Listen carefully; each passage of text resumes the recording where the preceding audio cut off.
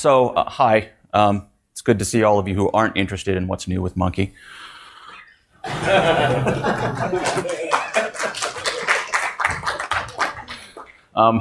name is Josh Malone. I'm a system administrator with the National Radio Astronomy Observatory, and I tend to laugh to myself when I'm nervous talking in front of large groups. Like I was saying just a minute ago, recorded for posterity, I've been there for about 10 years.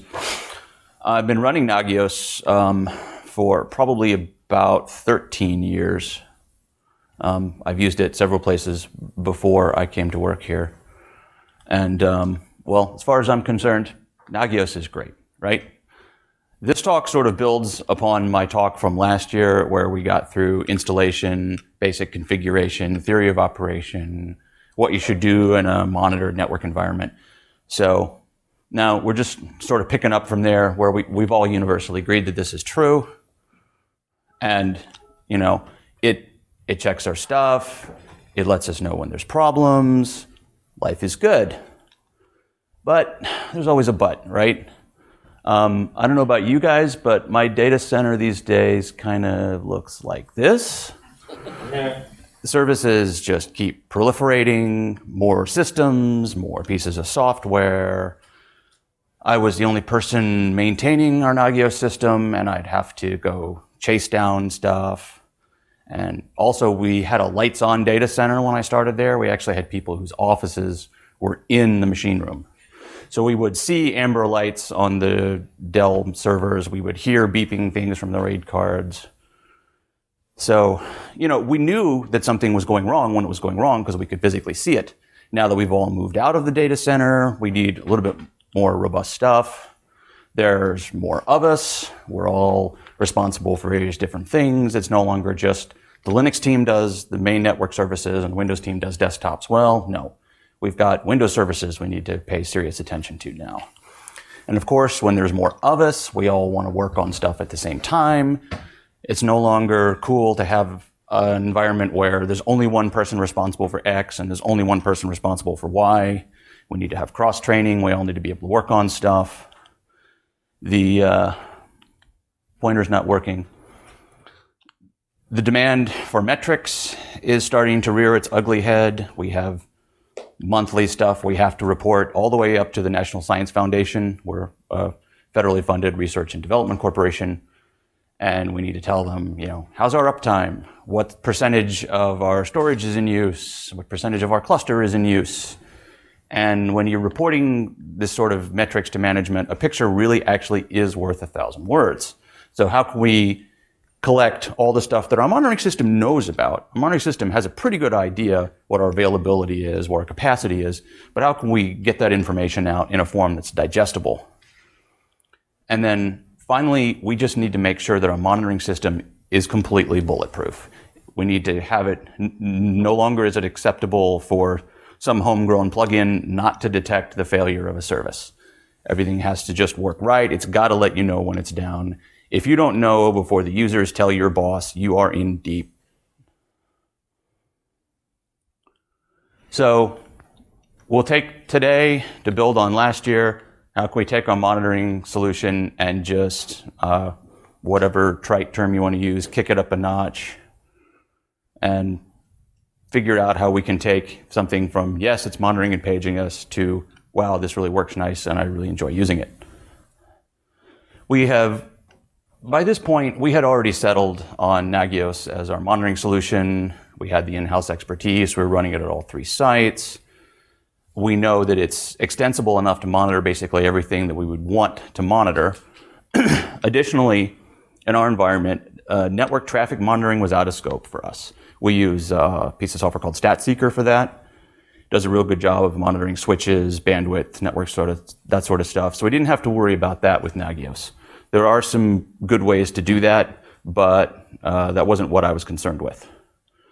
And second, our HPC stuff is, I think it's fine now. I think it was actually user error, amazingly enough. But I appreciate it. Our HPC monitoring uses Ganglia. Ganglia is really good at getting to the low level. How much time is your processor spending waiting on your hard drives? How much of your memory is buffer? How much of it's cache? How much of it's real memory in use by an application? So again, that we weren't concerned with in retooling the monitoring infrastructure. It was really just about make sure the services are up, make sure you're accurately detecting whether they're up or down, and make sure you're getting good metrics out of them. There's no slide in here where I just stop and ask for Q&A. So if you have any questions that are pertinent to the current slide, please interrupt me, although I reserve the right to defer you to a later slide. So we start with this add-on, PNP4Nagios. Simply, it graphs the data from your service checks. Graphs initially started, I pitched this to the other people, they're like, that's really flashy and totally unnecessary, we'll never need that. And then you realize you have the ability to show your facilities manager, yep, new air conditioner's working great. Right there's where we pulled some tiles out of the floor, changed things around a little bit. I can say, environment's good. Or I can show this to my CIO and say, we're going to need that new disk shelf on the NetApp in about 6 months. When you start to show them stuff like that, changes their mind a little bit. And second add-on I want to cover is Nconf. This is a web-based Nagios configurator. Remember how I said I was the only one responsible for setting up Nagios? Well, this allows us to take the responsibility of configuring monitoring and push it out to the people who are actually running the services and actually installing the services. And it turns all your hairy little Nagios config files into a web dashboard like this that you can actually look at all your lists of hosts, lists of services, and presets. Right now, my Nagios server has over 9,000 lines of config files. And I would never want to manage that by hand. I'm seeing a couple of shocked looks out there. Instead, you can just, this is a demo screenshot. I'll show you some from my actual environment later. But I don't have to worry about how complex and hairy my config files are, because I never see them anymore. And it's not only a big help to me, but it's a big help to my other admins who don't have to learn the syntax of a config file. They just learn, you add a host, you add a service, you pick from the list of predefined service checks, deploy it, make sure it works, yes, no, great. And then after we get some add-ons in the mix, we can go through and revisit the plugins that we're using. When Nagios started out, there was this site called Nagios Exchange. It was a great place for people to post plugins that they developed. The great Nagios domain seizure of whatever year it was happened, and Nagios got forked 8 ways from Sunday, and so did the monitoring repositories. So now we have the Isinga Exchange, Monitoring Exchange, the Monitoring Plugins site. There's a million of these things. And then the wonderfulness that is GitHub happened. And so people start actually posting plugins on GitHub. So I can go and download their plugin, look how it's developed. I can fork the repository, fix bugs, send them pull requests. Yeah, GitHub. So things have improved in this space, but there are still a lot of CRUD plugins out there. A lot of check plugins that just barely work. And we were running some of them, and a service would go down, and the plugin wouldn't notice, or it wouldn't be configured for this particular special case. Or it would be up, but not quite looking the same, and we'd think it was down. So finding the right plugin, the plugin that actually monitors things and actually works, the quality control of community plugins needs some addressing. And then ultimately, you should really be comfortable writing plugins yourself. Because eventually there's going to be something that no one else out there has figured out how to monitor, or no one's monitoring it the way you want to. Yeah? What are you using for NetApp? I will show you. This is where I'm reserving my option to defer you to a later slide. And so we'll cover some stuff about Nagios plugin development, particularly in Perl. Although, as you'll see, you don't have to know Perl. So we'll start with PNP. Anyone using PNP for Nagios? Any graphing add-ons? Anyone familiar with RRD tool, MRTG, Cacti? Okay, some of this will seem familiar to you.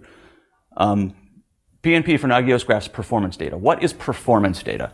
Performance data is something that can be returned by a plugin, and it's really just the metric that was used, that the plugin used to determine whether that service was okay or not. It could be, if you check HTTP, we'll check and make sure a web page was returned within a proper amount of time. Well, that amount of time that it took is the performance data. And it could be, the response time of a web page. It could be the web page size. It could be, if you are monitoring network stuff with it, it could be the network throughput, the current bandwidth of a link, room temperature if you have environment monitoring sensors.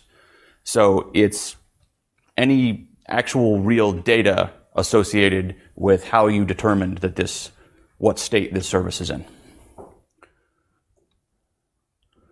If we go ahead and add as an example, here's the check ping plugin. This is the plugin that's used just to determine, ping the server, make sure it's up. This is a typical invocation, the -H host address right here. This is the upstream router from my DSL line at home. And we'll set our warning threshold to be 100 milliseconds or 2% packet loss, and our critical threshold to be 200 milliseconds or 5% packet loss. It's a perfectly typical example of running the check ping plugin. The output you get from that is this. Now, it all comes out on the standard out, just like any Nagios plugin you'll have. But this part right here is known as the screen output. This is what you see in the CGIs. This is what gets sent to your pager. This is the human readable output from that check plugin. But after that, we have all this other little good stuff that you can do some stuff with, separated by this vertical bar character right here. And then after that is the performance data. And what it's telling you is RTA, round trip average, was 56.563000 milliseconds. I don't know why it needs 6 significant digits, but they're there. The warning threshold I specified was 100, same as there, or 200 there. And the packet loss was 0%. 2 would have been warning, 5 would have been critical. The 0 is a minimum scale that suggests to PNP how to draw the graphs. And then, so this comes out of the check plugin. You hand that data to PNP4Nagios, and you get these wonderful graphs right here. I installed Nagios on a Raspberry Pi at my house and just had it monitor my DSL line for a couple of weeks to get some pretty graphs and to show how crap my DSL line is. So you can see right here, it's exceeded my warning threshold for round trip average several times, and I got some pretty wicked packet loss right there, about 40%. So this is the visualization of all the data that's been coming out of your plugins this whole time that you never knew about. Now, of course, not all plugins support performance data. It is optional in the API. Some plugins require a command line flag to activate the performance data. The Dell Open Manage plugin is one of those. You have to specify -P. So if your plugin isn't giving you perf data, check its help text, check its man page, see if there's a way to turn it on. Some plugins, like I said, the quality of plugins is not standardized. Some plugins output things in the screen output that would be performance data, but they're not formatted correctly, so a Nagios isn't harvesting it for you. I've had to do in those places is wrap that check plugin in some other script to parse the screen output, reformat it as performance data, and then output that. The check MySQL plugin used to be that way, but now it outputs performance data, and really nice performance data too. It tells you how many queries per second you're running, how many connections you have to your server, how many open tables. Really good stuff that you can actually use to plan the capacity and performance of your MySQL server. So now that you get all this data out, the unfortunate fact is that by itself, Nagios does nothing with performance data. It puts it in some macros, but unless you use those macros somewhere else, it just goes into the bit bucket. So we have to install an add-on for it. Nagios comes with these two sample commands that show you some of the things you could do with performance data, but by default, they do nothing. So when we install PNP, the basic installation of PNP4Nagios is really simple. You just replace those two commands with commands that throw that performance data into the process perfdata.pl script that's part of PNP. And so what it does is it gets that performance data and then throws it into a round-robin database. Did you miss something on the last slide? Oh, sorry.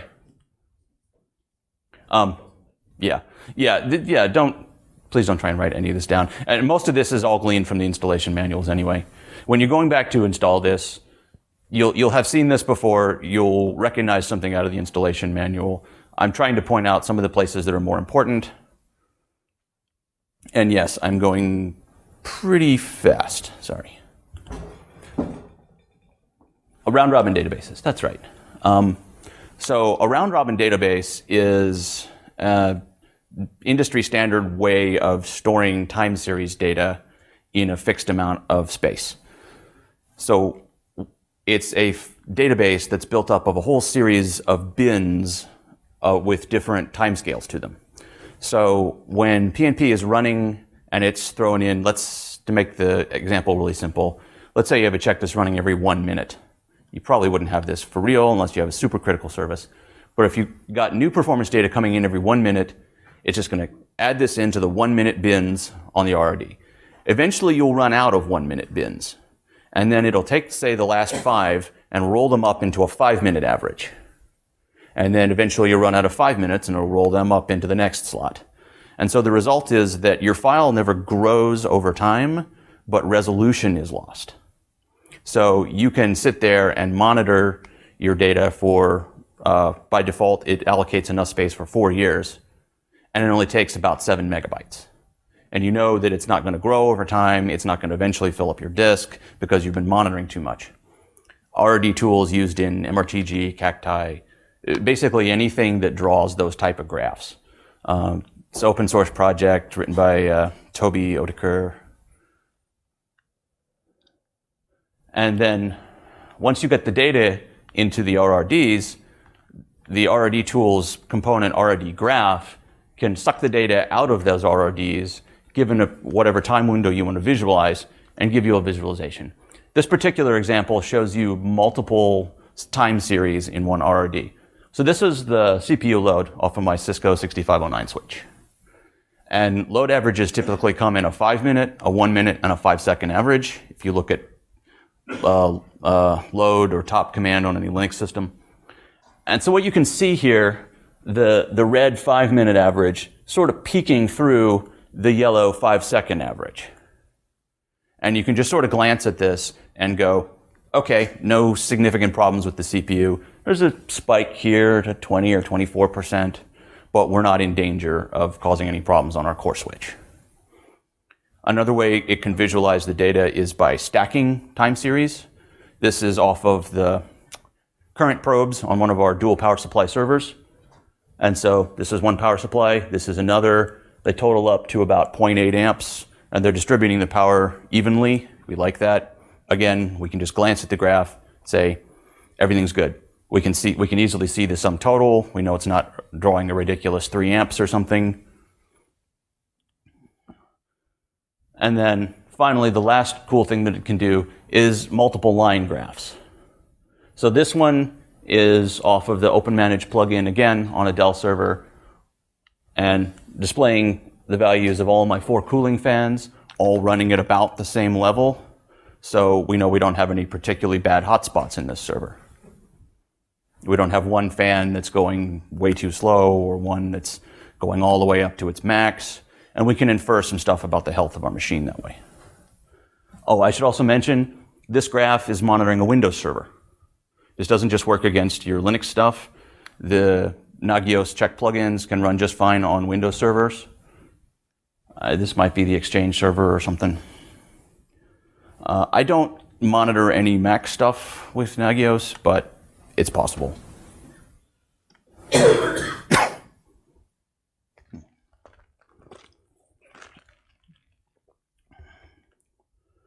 One quick thing to note, this is another one of those places where I'm going to point out something interesting in the installation manual. There's 2 ways you can set up PNP. Synchronous mode, where every single time a check plugin is run, it stuffs the data into the RRD and runs its stuff. If you have a big site monitoring lots and lots of services, this can cause the load on your machine to shoot up, because you're running an RRD tool too many times, too many Perl execs. It has a bulk mode where the performance data is accumulated just in a flat file after every check, and then every 30 or 60 seconds or whatever you configure for this number, it goes through, reads all that data out, and updates all the RRDs then. It reduces the load on your system at the expense of not having your graphs updated immediately. Usually not a big problem to trade that off if you have a big site. I'm monitoring, I don't know, 600 or 700 services, most of them with performance data. This mode isn't causing me any headache yet. It's the synchronous mode, yes. It's a bog standard Dell server, nothing particularly fancy. But I'll just mention that if you're running either an underpowered server or a really large environment, if you're monitoring 7,000 desktops in your classroom labs, you might have problems with synchronous mode. The reason that I'm pointing this out right now is because this mode is really easy. This mode is not quite as easy. There's some more stuff you have to set up, file permissions, things have to be able to write to this temporary file. You have to make sure that the processor is able to run. So just something to consider when you're setting up your PNP installation. And then remember where I told you that the RRD is allocated with enough space to hold 4 years worth of data? For some reason, the web interface time slots only go out to 1 year. Seems like an odd decision to me, but luckily we can fix it. We just find our config.local that comes with it and add another line like this. So this is 3,600 seconds times 24 hours times 740 days for 2 years. And we can add whatever predefined time periods you want. You might want 3 years, 4 years. If you want a 2-week view preset, you can create it here in this file. And it's in the local config file, so you don't have to worry about it being blown away by any upgrades. So then we get more time ranges available to us in the web interface. You can, of course, always use the calendar view in PNP to look at exactly the time you want, but sometimes it's just nice to have those presets. Which brings me to using PNP4Nagios once you've got it installed in your day-to-day operation. So this is what it looks like. I think you can just about read that text over there. So this will be where all your graphs get drawn, your search box, actions menu, your basket, which I'll talk about these in just a second. It's telling you right now, I'm looking at the host named IMS4000, and I'm looking at the service temp236, which was last checked on July 6th. I have my time ranges presets that I can view. I think I grabbed so this is the 1 year view that I'm looking at. So I just zoomed out at one of the temperature probes in my network closet. And you can see all the good stuff that's happening to the temperature. Now bear in mind, that's only a 6-degree swing Fahrenheit. But when you zoom in on enough of these, it can look like something really terrible is happening to your metric, when in fact you're just really zoomed in. This menu up over here, the search menu is really cool. Rather than having to back out to Nagios, find another host you want to look at, and click its graph link, you can just type the name of a host you want to look at in here, and you can zoom right to it. The calendar widget, you can select an exact date range. If you need to go back in time and prepare a report for something that happened way back, you can use this widget and pull up exactly the days that you're interested in. It has a built-in PDF export, which actually is useful. I've used that to generate reports to send to facilities about the environment monitors or send to people who want to look at the storage. And the PDF is especially useful with the basket, which you can use. Remember how I was showing you the one host you were looking at? Well, the basket allows you to combine graphs from multiple hosts into a single report. So you can use this little plus icon here on each graph. And so I can go to the IMS4000, add the temperature 115, go to my UPS and my network closet, add its temperature probe, and then I click Show Basket, and I get both of my rooms' temperature graphs on one report. I can find exactly the time range I want for that, export it to PDF, send it off, and the management knows the information that they asked for. This gap right here is when the temperature probe failed and had to be sent back for repair for about 3 weeks.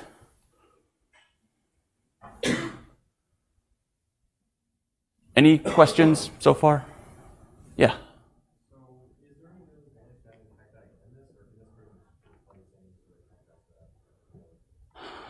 All right, so I am not actually very familiar. Is it a related point? Thank you. The question was about this versus cacti. Is there any point in having Nagios and cacti in your environment? I'll admit I'm not completely up to speed on exactly what cacti provides, but my guess is there's a pretty significant overlap between the niches filled by Nagios and cacti. I use Nagios because I'm primarily just want to know, we started off just wanting to be notified about stuff like that, and I think Nagios handles that better, whereas cacti is built by default to get the performance data. Nagios by itself wouldn't get you that, but when you add the PNP, I think it would pretty much eliminate all the need for cacti that you would have, unless there was something particular that cacti monitored that Nagios wasn't good at. I don't know what that might be, because we don't use cacti. Does anyone have anything to add to that? Thanks.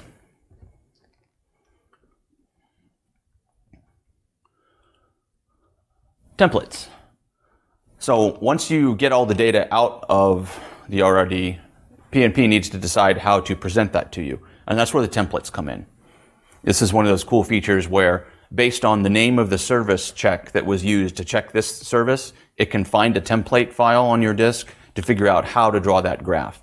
And remember when I showed you all those different ways of presenting the data? That was based on the templates that came with that check plugin. Some of the really cooler check plugins that I'll mention later come with their own PNP templates. So if you want to create your own, you just take the name of whatever service it is, the check command name that you configured, create a plugin for that. It's written in PHP, so you can do whatever processing in it you want. And it's really good for fixing wonky graphs like this. In a default installation with the default plugin, you'll see the infamous kilogigabyte, better known to most of us as a terabyte. But RRD graph wants to scale things, so it's automatically scaling this 17,000 into 1.7K. So we just go into our template here, create a custom template for this check, add the -x0, which is the RRD graph option to say don't power scale the y-axis. You have to pull this out of the RRD graph man pages to figure that out, but I'll mention it here. The other thing you can do is you can create CDEFs, calculated definitions. So I can define a value called GB, a gigabyte, that's equal to var1, this is the first data series in our RRD, divided by 1024 in postfix math notation. And so now I've taken a value in my RRD that's not scaled the way I want it to, and I've created a scaled value that has what I want, and I can fix it up and show you this number of gigabytes. I have this one particularly hard-coded to gigabytes because this same check monitors areas on my file server that are not terabytes big. And so then I would run into 0.3 terabytes instead of 300 gigabytes. So this is the way I've made the trade-off, but I have the template. I can define it to work exactly the way I want.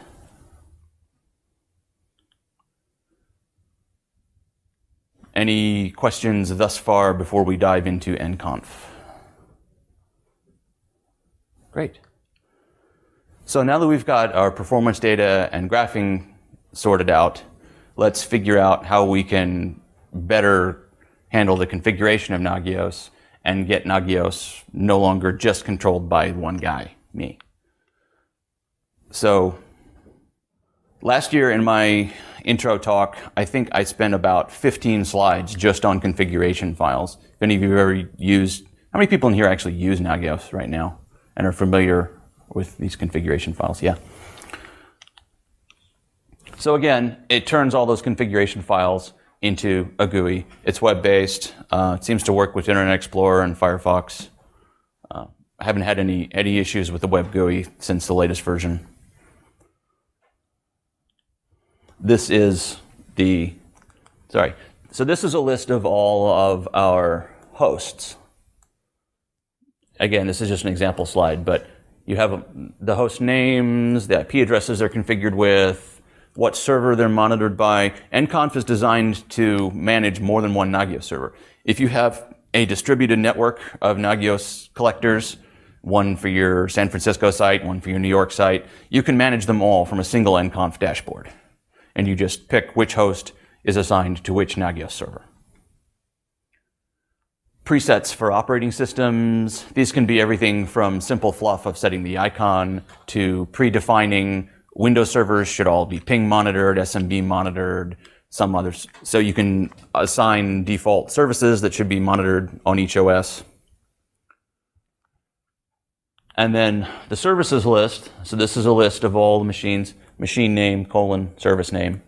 So for instance, my DNS and mail MX has its load checked, the size of its mail queue, number of mail scanner processes, named it's my DNS check, the NTP synchronization. So it just gives you a list of all the services that you have on each host.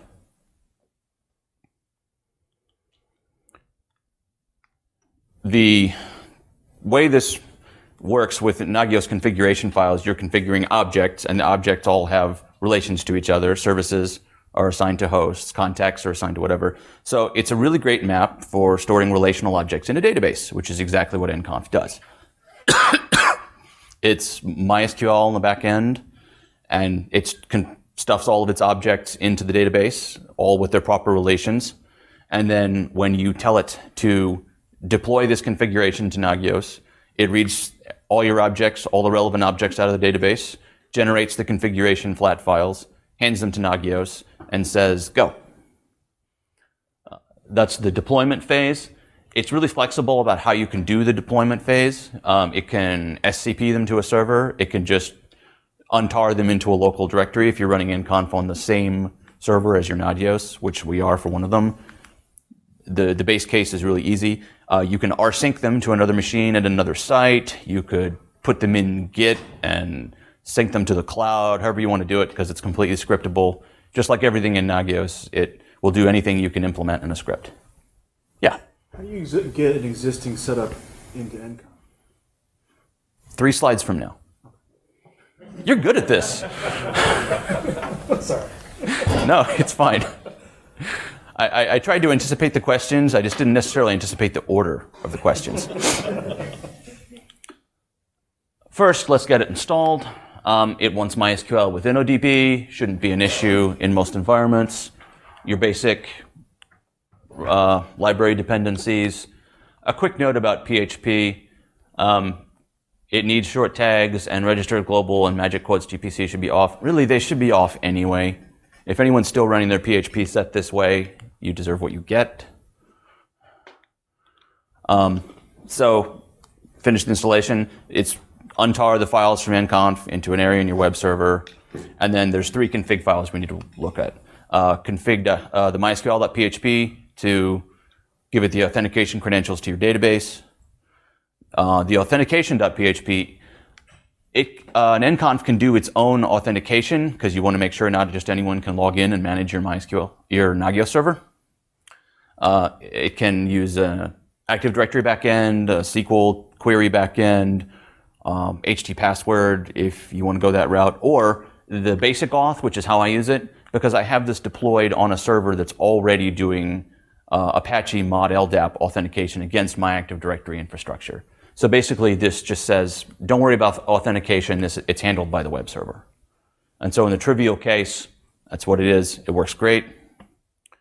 And then the deployment.ini is what tells it how to, once you've read everything out of the database and generated the 9,000 lines of Nagios config files, what do you do with them?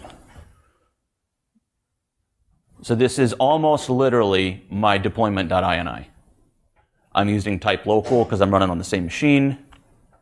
The source file is where it gets built. Basically, this is a pointer to the path of the output directory where I've configured it running. move those files into Nagios, extract them from the tarball, and then reload Nagios. You do have to be careful in this case that I give sudo the permissions to let my web server user, which is what's run in this PHP, the permissions to run sudo reload without a password. That's some sudoers hackery that I'll talk to you about later, but I'm not going to cover in this slide. So, importing existing configurations. Totally doable, but there's a trick to it. Nconf comes with an importer, but that importer can only import one object type at a time. So you can't just hand it one big monolithic file. You need to import your contacts separately from your services, separately from your hosts. And you have to do it, of course, in the right order because it's pointless to import your contact groups before you import your contacts. They have a pretty good import guide, but I did stumble over this for a couple of days. Luckily, the Nagios object cache, which should be sitting somewhere in Nagios' var directory, already lists one big unified file with all the objects that you've configured split up by object type. So you can literally cut that file in about 6 places to generate 6 separate files, run the importer 6 times against each one of those objects, and you've got your configuration in. I wish someone had told me this before I started. And even more than that, I wish they had just written an importer that would go find your object cache and import it one piece at a time for you. Maybe someone will write that. Maybe that someone's in this room, because it ain't me.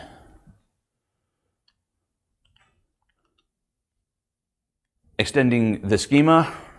Remember, we're just dealing with a relational database on the back end, and Nconf comes with some knowledge about how objects relate to each other in Nagios configurations.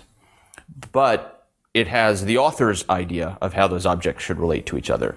So for instance, it doesn't support adding a contact directly to a host. It expects your contacts to be part of contact groups and contact groups to be assigned to hosts. If you don't play that way, like my environment didn't, you can extend the schema to add that extra attribute that the author didn't think about. In the administration box right here, we just add that attribute. Remember, of course, to back up your database before changing your schema. No, seriously, back up your database before changing your schema. And we get this screen. So we'll create a new attribute. It should be a Nagios contacts. That's the syntax in the config file that Nagios would expect. We'll give it a friendly name, just capitalize the C for the hell of it. And then the description, well, it's the people we should notify about this host. The attribute belongs to class host, so I'm assigning a contact to a host. I'm setting up the relation there in the schema.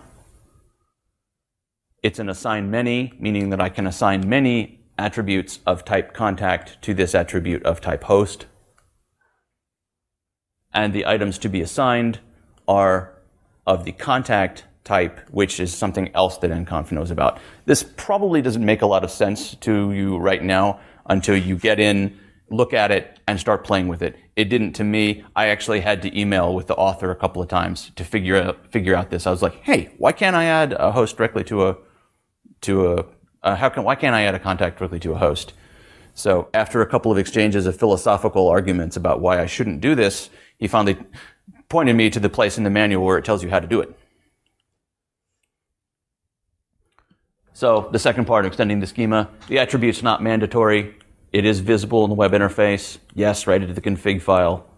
No, it's not the naming attribute. That means what should this, remember I'm assigning something to the host attribute, and the host attribute shouldn't be named by the contact. This is pretty much always going to be no, unless you're creating a whole brand new type of object to use that Nconf has never heard of. Nconf knew about contacts. It just didn't know that I should be able to assign a contact to a host.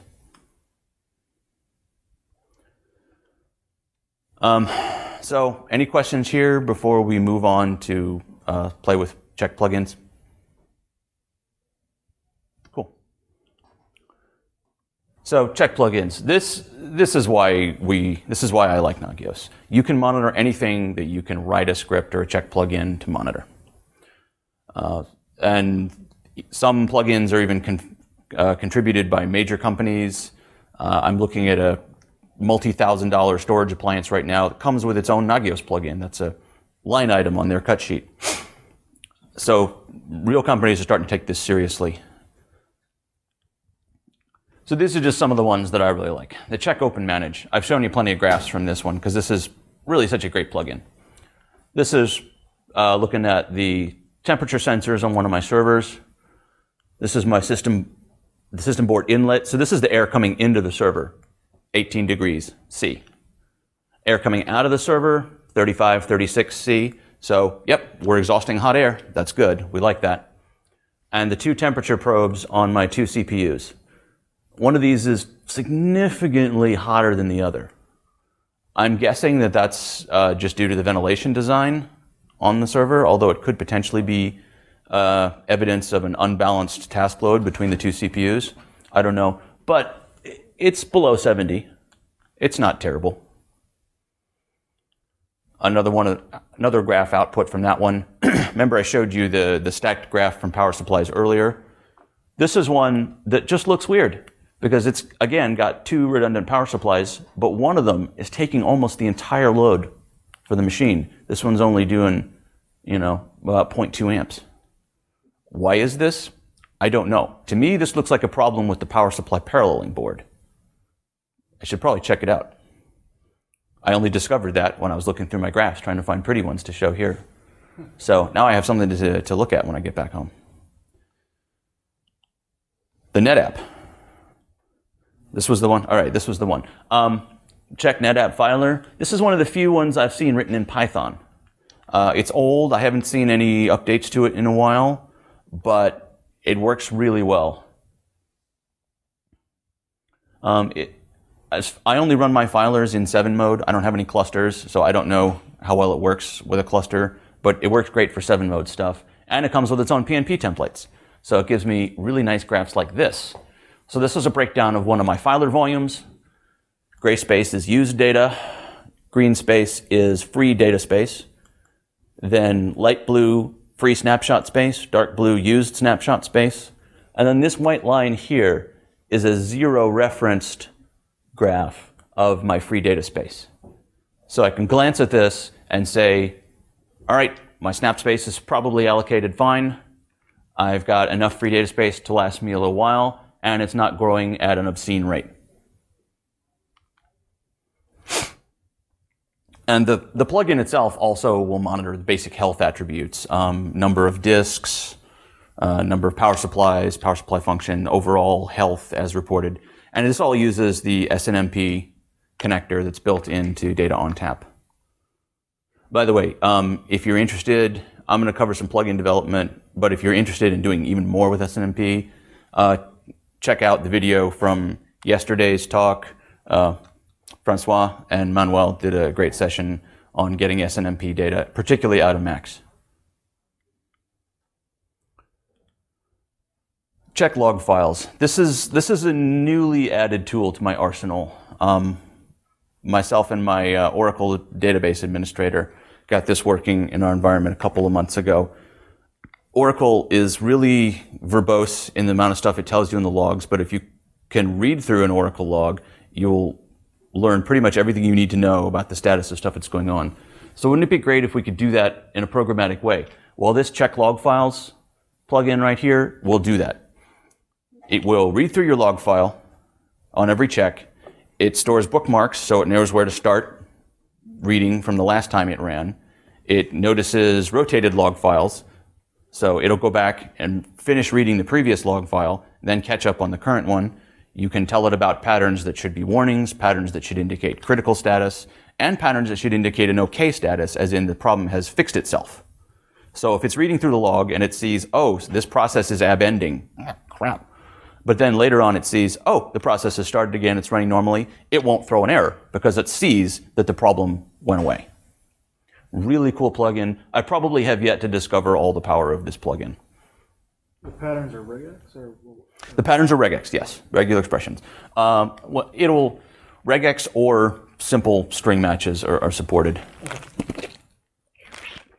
And the external config file, if you have something really complicated, like a whole bunch of different strings or strings that should trigger this type versus this type of error, you can set up a pretty complicated config file to monitor exactly the stuff you want.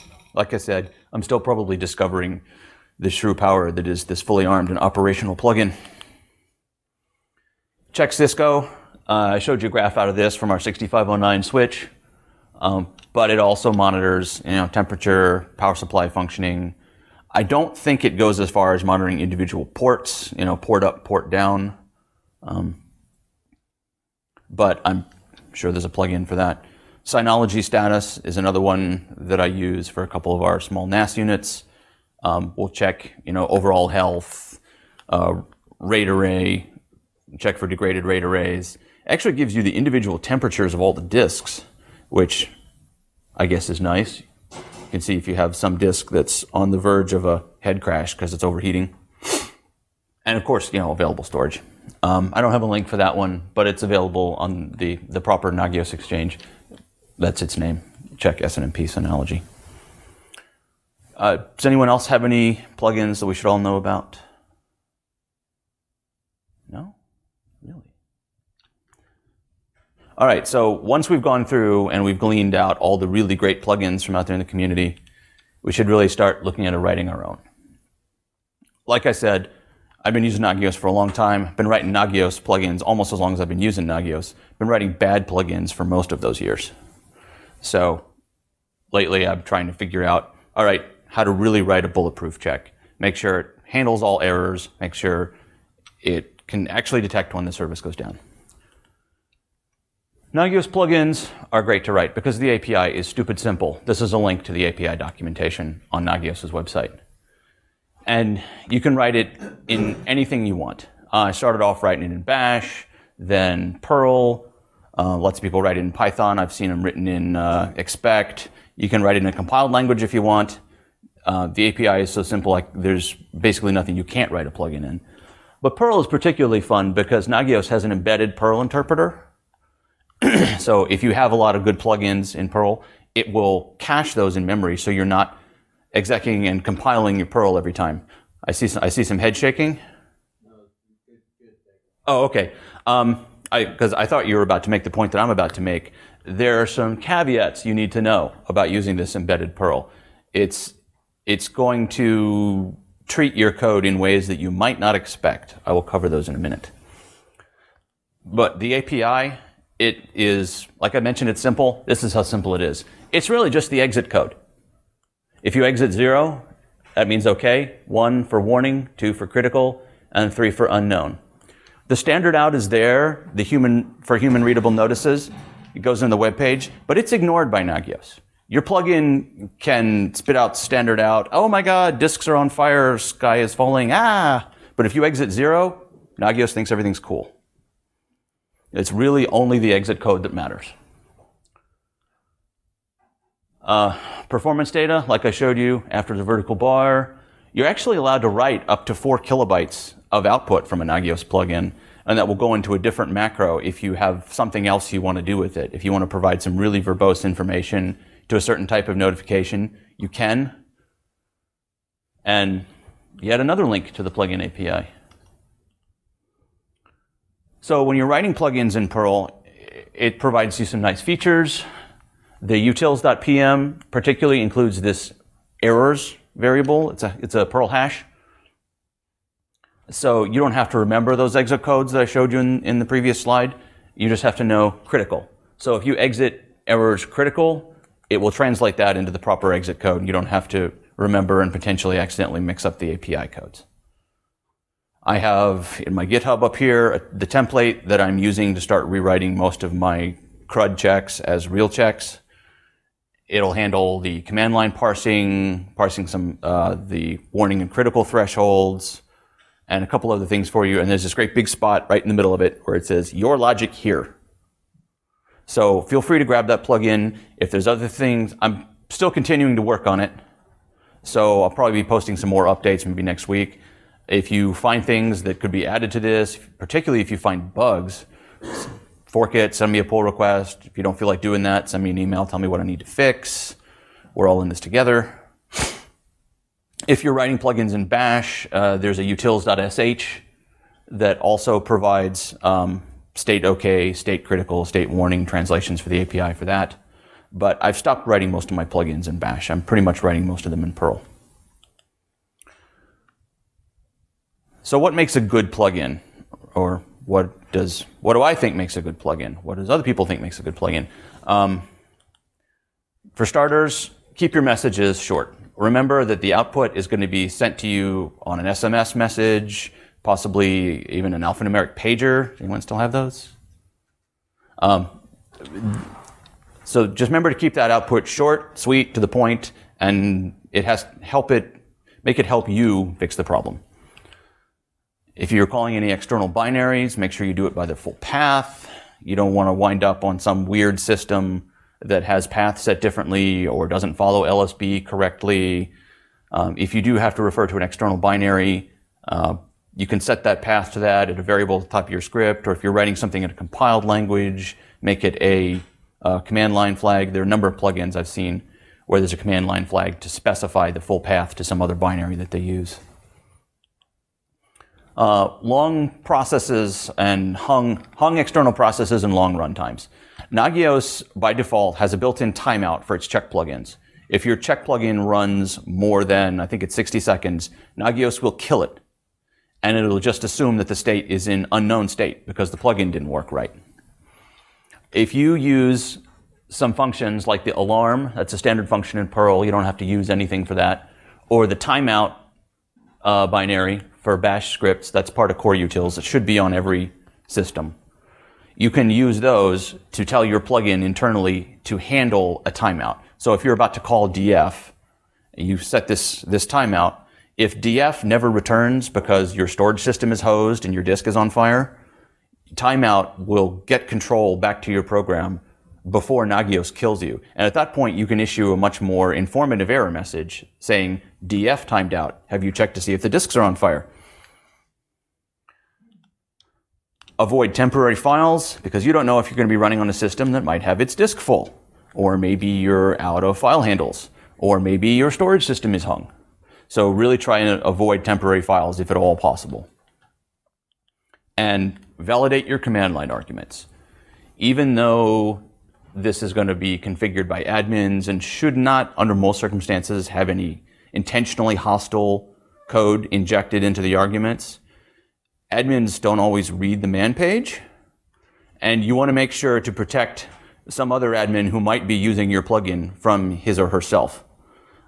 Is it legal for your warning threshold to be higher than your critical threshold? Sometimes it is. Sometimes you have a threshold where lower numbers are bad. Make sure your numeric arguments really are numeric. Make sure you have all the arguments you need to actually proceed, and if not, kindly tell the user which arguments he or she needs to supply. The embedded Perl, as I mentioned, it has some caveats to it. The great thing about embedded Perl is it's not compiling your Perl script every time it runs. When Nagios starts up, it compiles it and then caches it. So your plugin should work with use strict. Perl should be run with -w to turn on all warnings. And just make sure your code is squeaky clean. Avoid any warnings. You have to specifically close all your opened files because embedded Perl never exits and cleans up all this stuff that you're used to Perl doing. Similarly with variables, don't assume that they're going to be initialized to 0 automatically. Initialize all your variables because embedded Perl will cache the value from the last time your check plugin was run. Because again, it's not recompiling it every time. And then this is another one. I just ripped this right out of someone else's advice. Don't use global variables in subroutines. That can create something called a closure, which will reference memory in a function that no longer exists. And suddenly your Perl script is leaking memory like nobody's business. And the last thing you need on a monitoring system is a big memory leak. So a final note about the unknown status. Remember, I showed you the API is OK, warning, critical, unknown. Unknown is intended to signify that something went wrong in the plugin, not with the service that you're monitoring. So if you have some internal error in your plugin, unable to find an external binary that you need, called incorrectly, something timed out, missing a Perl module, that's when to use unknown. That tells Nagios, I don't know what the state of the service in because the plugin couldn't run. Don't use unknown to indicate that the service is in an unknown state. If you're trying to connect to a machine and you couldn't find its DNS entry, you can't, that's not unknown. That's either warning or critical, depending on what your environment should be. Yes, you couldn't actually connect to the service to make sure the service was up, but that's not the intent of unknown. So let's walk through a basic Nagios check in Perl. I did this last year's talk. I took you through how to write a plugin to check the last time Time Machine ran. And I really hope no one is writing plugins that way, because that example was, I'll admit it, terrible. There was no error checking, there was no input validation, and it just barely worked as an example of how to use the API. So we're going to start here. We're going to use the net-SNMP library because we're going to query an APC symmetry UPS for its available runtime. In particular, I'm going to use this function to handle time ticks, which is the SNMP value that I'm going to get back. I'm going to tell Perl, look in this directory for your utils.pm, and then use utils to get me that errors hash. And then I'm going to use getup_long so that I can parse my command line arguments. And in particular, I'm going to use no ignore case. The default behavior of getup_long is to ignore the case on single character command line switches. But because I need an SNMP community and I need a critical threshold, both of which can be signified by C, and the Nagios convention is to use lowercase w for warnings and lowercase c for critical, I need to be able to differentiate between those two. So I'm going to say no ignore case. The other thing I'm going to do is I'm using getup_long. So in order to make things even clearer, you can use the ---- community instead of capital C. And then when someone's looking at a config file, they can see very clearly this isn't intended to be the critical threshold, this is intended to be the SNMP community. Easier to write self-documenting code using getup_long. So I'll parse my command arguments here. And then this construct or print help. If I pass an invalid option to get options, it will run this function. This function should do something like printing out a helpful message, and then it should exit with errors unknown, because we don't know, there was an internal error, it was called incorrectly. So that's the place to use unknown. Similar here, I'm going to validate my argument. Because I'm checking runtime, lower runtime on a UPS is worse. I think we can all agree on that. So I want to make sure that the warning threshold is not greater than the critical threshold, because that wouldn't make sense in that type of a test. If it's wrong, it says error, your warning has to be greater than your critical, and again, we exit unknown. Any questions so far? So here's my runtime OID, that big long string that you can get out of the SNMP PowerNet MIB or figured out from SNMP walk. Then I will construct my SNMP session. So I'm using the host name you gave me. I'm using the community you gave me in the command line. And then I'm specifying a timeout. I'm going to say, wait up to 10 seconds for this SNMP connection. Otherwise, timeout and let me handle that error. I'm going to use SNMP version 1 because I'm lazy. And I'm going to tell it, don't do any special translation on my time ticks. Give them to me and I'll scale them myself. Thank you. And so grab the error value out of that using this construct. If this fails, I can tell you that there was an SNMP error using the error that I got back from the constructor object. And then again, I can exit unknown. So I've told the user, this is what went wrong, and I've told Nagios something went wrong. Then finally, after all of that, I can actually make the SNMP request for my runtime OID. So now I get the runtime back from my UPS. And then the very next line, I should do a whole bunch more checking to make sure this is reasonable. I'm skipping that for brevity in this slide. And then I'm going to calculate my minutes because time ticks in SNMP is in units of hundredths of a second. So I'm going to divide it by 100 and then divide by 60. And now I have my runtime in minutes. So 2 screens later, I've retrieved the value that I want out of my UPS. Now I can actually check my value. I'll start by assuming that my status is okay. I'll check to see if it's below the warning threshold. If it is, I'll set my status to warning. And then I'll check to see if it's below the critical threshold, and I'll set my status to critical. The order of these two is very important. If I did them in the wrong order, I could never get into a critical state. Then I'll construct my screen output, state name, however minutes of runtime I've got, and then construct my performance data, runtime equals some number of minutes, pass in my runtime minutes, and then also provide the warning and critical thresholds. That tells PNP to draw those yellow and red lines on it where your thresholds would be, so you can view them on the graph. And then finally, print my screen output, print my performance data, and exit with that status that I determined up here. Any questions? Yeah. Do you prefer to use the full direct OID, or is it that form to require someone to, if you're sharing your plugin, that is, that requires someone to install an OID for something? Yeah. So there are 2 schools of thought on this. The question is, should I hard code the OID, or should I rely on having someone have the PowerNet MIB installed and request the OID symbolically? In this case, I just want the plugin to work and not have to have people go get the PowerNet MIB and install it and figure out that sort of stuff. So I'm just going to hard code that one value right there. I didn't always do it that way. It would be potentially clearer in my code if I were to specify it symbolically and required to have the OID, the MIB installed. But for ease of other admins' use, I'm hard coding it here. I'm going to go ahead and say that's probably the right way to do it in this case, rather than requiring some external dependency on the MIB file. But that's probably up to interpretation by the person writing the plugin. Good question, though.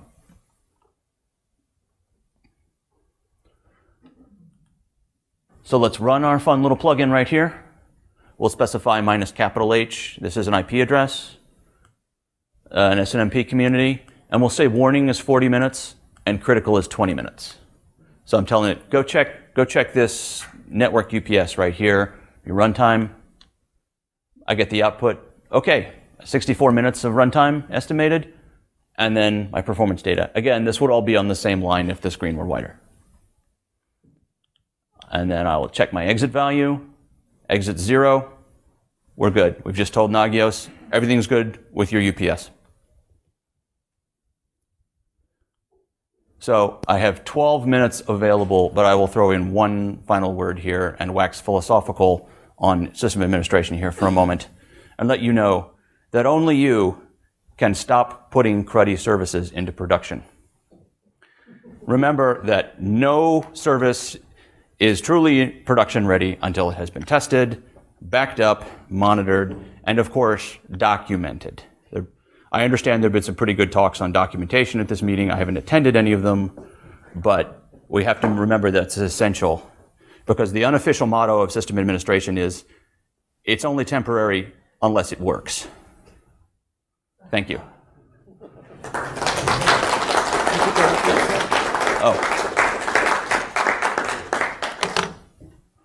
So I will take 12 minutes of questions. Anyone else want to take a picture of this for Twitter? No? Okay. There's my feedback link, and I will open the floor. Apparently, I'll close the floor, too. All right. Thank you.